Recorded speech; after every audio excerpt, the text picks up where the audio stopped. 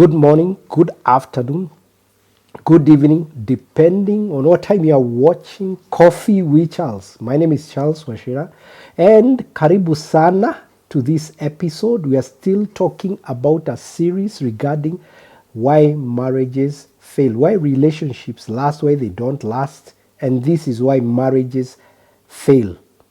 So I'll come back after this small coming up. As we say, you either come with baggage or luggage, whichever you carry to the marriage. When marriages fail, it's because of how people behave. In the house, the behaviors that start to come up. Remember, you're not living together. Remember, maybe we didn't have so much pressure, but now you have it. You're in a house. The kettle that boils the water is now, the lid is on. The pressure is in there. And what does it mean? You will manifest what you know best in a marriage. What you know best. And what is that best? It's how you're brought up.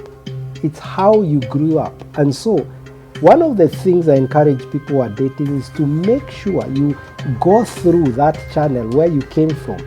Where you came from is going to influence where you are now in that marriage.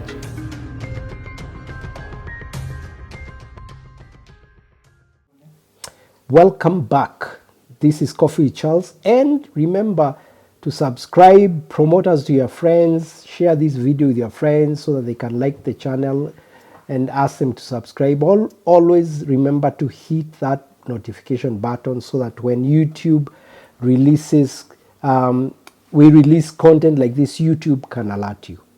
And so let's go back to our topic. And this episode today, I'm going to be talking about why marriages fail. So last time we were looking at the God factor, the manual. And now today we're going to look at the critical human element of person who is coming to be married. When you see them walk down that aisle, when you see the bride come, when you see the bridegroom, there is a whole years of being brought up by parents or wherever you grew up, whoever brought you up, and there's things you carry forward. As we say, you either come with baggage or luggage, whichever you carry to the marriage. And so, listen to this. When marriages fail, it's because of how people behave inside the marriage. Marriage presents a very you see, before you got married, you are living in your own house, and your chick was living in another house, and you guys kind of met, had your coffees, did your thing, but everyone went back to where they came from. And then there was not much pressure. You're not married, you're dating, you're planning your wedding. Then it comes to a time where you call this congregation, you do your vows, you're now married. It becomes a tight, small space. You have to move into that house together. You're now man and wife. It's exclusive. You can't carry your friends there. Your former exes, boyfriends, girlfriends, they are left out. This is about you, and there's a high expectation on you. In fact, people feel some kind of heavy responsibility when you're married, because now you are, wherever you go, someone is asking, hey, Salimia, your wife, where's your wife today? You go to church, someone say, hey man, where's your wife? Or suddenly people are putting this pressure on you that they want to see you together, and you start realizing the gravity of it. And so in the house, the behaviors that start to come up. Remember, you're not living together. Remember, maybe we didn't have so much pressure, but now you have it. You're in a house. The kettle that boils the water is now, the lid is on. The pressure is in there. And what does it mean? You will manifest what you know best in a marriage. What you know best. Because it's not school here, we've gone and taken a degree on marriage. And what is that best? It's how you're brought up. It's how you grew up. And so, one of the things I encourage people who are dating is to make sure you go through that channel where you came from. Where you came from is going to influence where you are now in that marriage. And so you notice that people have this thing of mannerisms that came from their home. What are they? How they used to relate in that house, the family of origin, how were they relating? How are they solving their problems? How are they eating? How are they dealing with stress? How are they dealing with lack? How are they dealing with abundance? Hmm? How was it there? If somebody made a mistake, were they beaten senseless or were they not asked? What did they have to close all the doors and windows at night? And you maybe grew up where there were no doors and windows. And let me just give you an example. For example, there's a couple that got married, and one of their things that they were fighting about is about doors, about this guy doesn't close the door. And he explained his wife was very mad and they were cautioning all the time about him leaving the door. At night during the day, he's not bothered with the door. And then the wife was very bothered with the door. So apparently this girl grew up, she was raised by a father who was in military. And his father at night, before they slept, he would go around the house making sure every window was locked and every door was locked. Because he was coming from the security sector. You don't leave doors open and windows open maybe when you're out there, because when the enemies strike, you'll have left a loophole for them. And so this guy was very particular. He would even insist the kids, the question would be, have you locked the doors? And you do his rounds in the house. The other guy, the guy came from a family where people were, the brothers were so many. There were so many in the house, especially the brothers. Like over 10 men in the house, plus your father. So who is coming to attack you? If they know that house is full of men. So they were not bothered with security. So they come together. One guy is not bothered about Dirisha and Mulango. The other one is bothered about security. It's how they grew up. And they start clashing with something they have not come to do. They came with it from where they came. There are places, if you left there are families, if you came late to the table, mtu ashakula food yako. If you are not in the house, na sapa imesaviwa, fagia yote. It was survival. So when food was, everyone was rushing there. And they was eating chap, not talking. You leave the table, you eat very fast. The other one, people grew up waiting for each other to come to the table and they eat together as they talk.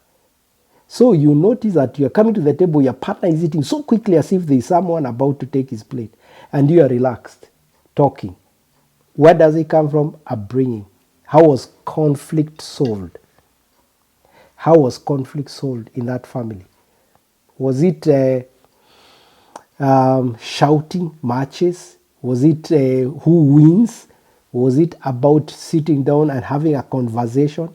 Did the parents involve you in a round table conversation? Were parents honest about what is going on in the family? Or they were putting up a picture and hiding things from you? Were you involved in critical decisions? Were you aware you are moving house to house? Were you aware you are not going to live in the same house, or which schools you are going to? Was there a conversation-based house? Or was it secretive? You are just given instructions and commands to follow. And when that happens, oh my God, you come together. One person is used to having knowledge before, conversations before. You are used to unleashing the card when it's needed. We are moving today. You knew that all along and you are not telling me. You only told on need to know basis. Clash. And then everyone believes they are right. Me who is sharing information and having a conversation, I'm right. You who is storing information and you don't share it up to last minute, you believe you're right. And because right and right, clashes begin. You grew up with a house that had pets. You grew up in a house where there are no pets. There are so many on this list.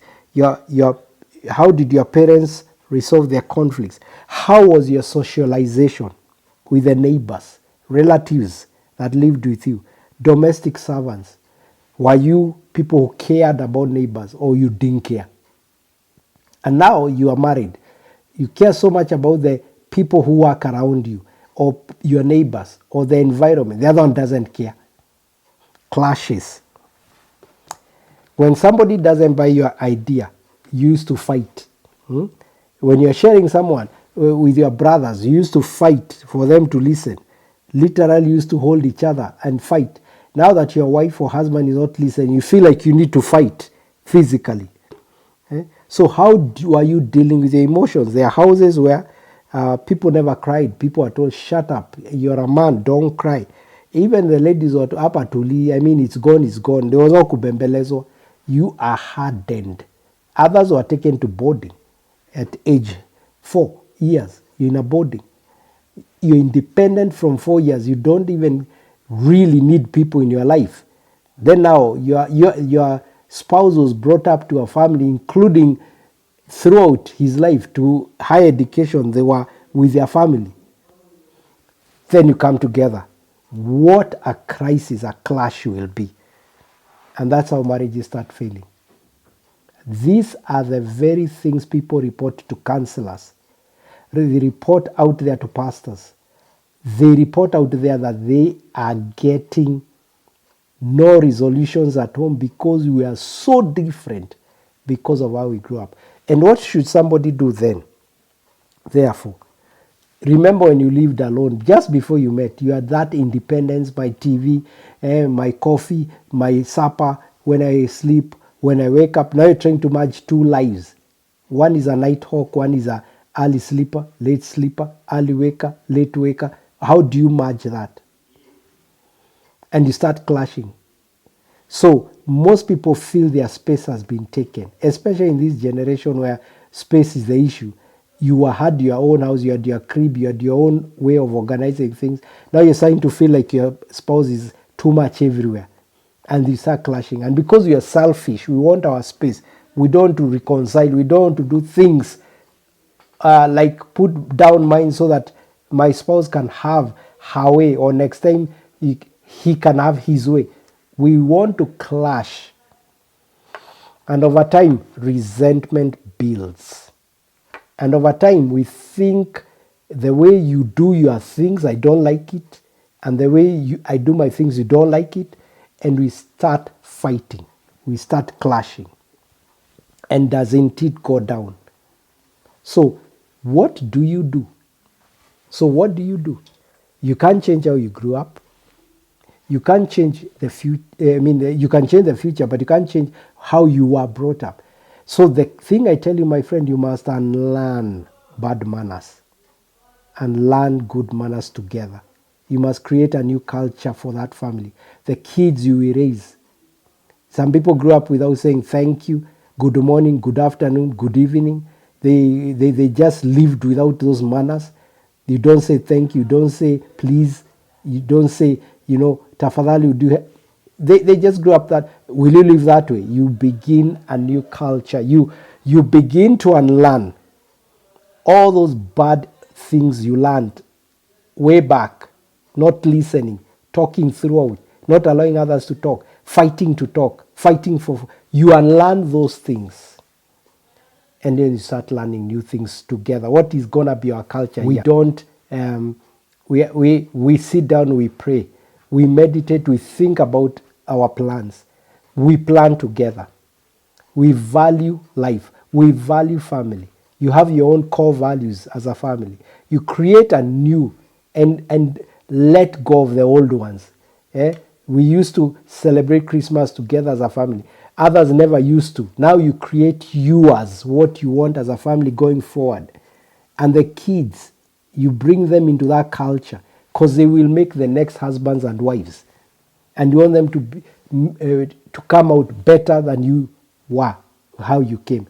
The sins of our fathers, the sins of our mothers should not necessarily be our sins, passing them to our children. For someone to unlearn, you must be willing to be humble, to say I don't know it all, to say the way we did our things, whether it was good or bad, is not everything. But being willing to come to the table and say, can we create a new culture from here going forward? Mwanaume, kwenyu, you used to shower, after 1 week. Kwao, they were showering every day. Hela, kwa hii nyumba, create a system that works for both of you. You can't stick to your side. that lazima vile nilikuja. Allah, it has been Coffee with Child. Don't let your childhood spoil your marriage, because that's how marriages also fail. Watu wakikaa ngumu na kule walitoka na tabia zile walikuja nazo. If you have a comment, leave it on the comment section. If you want to ask a question, you can write on that WhatsApp line. Or if you need to share this with your friends, go ahead and ask them to also subscribe to this channel. Till next episode, this is Coffee with Charles.